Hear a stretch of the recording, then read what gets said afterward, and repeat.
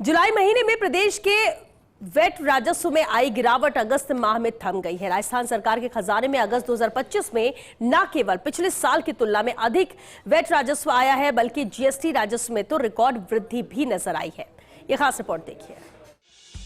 राज्य सरकार के खजाने में सर्वाधिक योगदान देने वाले विभागों में से एक वाणिज्यिक कर विभाग SGST ने अगस्त माह के अंत तक वैट और जीएसटी राजस्व के रूप में 5,438 करोड़ 2 लाख रुपए का राजस्व संग्रहित किया है। आंकड़ों के अनुसार यह राशि पिछले साल इसी अवधि में जुटाए गए 4,937 करोड़ 80 लाख रुपए की तुलना में 10.13% अधिक है।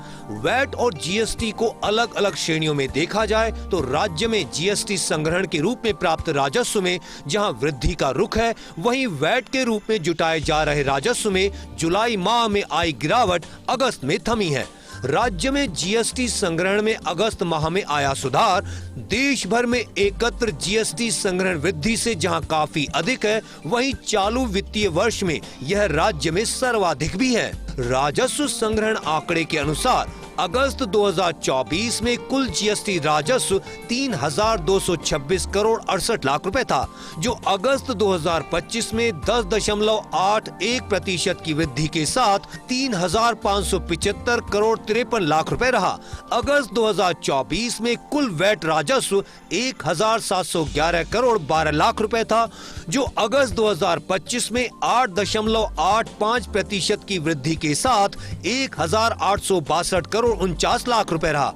वहीं अप्रैल से अगस्त 2024 में जीएसटी राजस्व 16,950 करोड़ 37 लाख रुपए था, जो अप्रैल से अगस्त 2025 में 6.14% की वृद्धि के साथ 17,991 करोड़ 10 लाख रुपए रहा।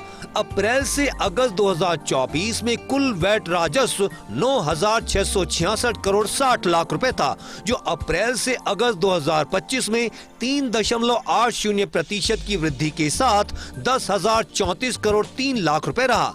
सरकारी खजाने में जीएसटी और वैट के माध्यम से प्राप्त हो रहे राजस्व में चालू वित्तीय वर्ष के अप्रैल से ही उतार चढ़ाव का दौर रहा है। राजस्व आंकड़ों के अनुसार अप्रैल 2025 में तो जीएसटी के रूप में चुकाया गया कुल राजस्व 3,661 करोड़ 53 लाख रुपए था, जो अप्रैल 2024 में जुटाए गए 3,840 करोड़ 38 लाख रुपए से भी 4.66% कम रहा।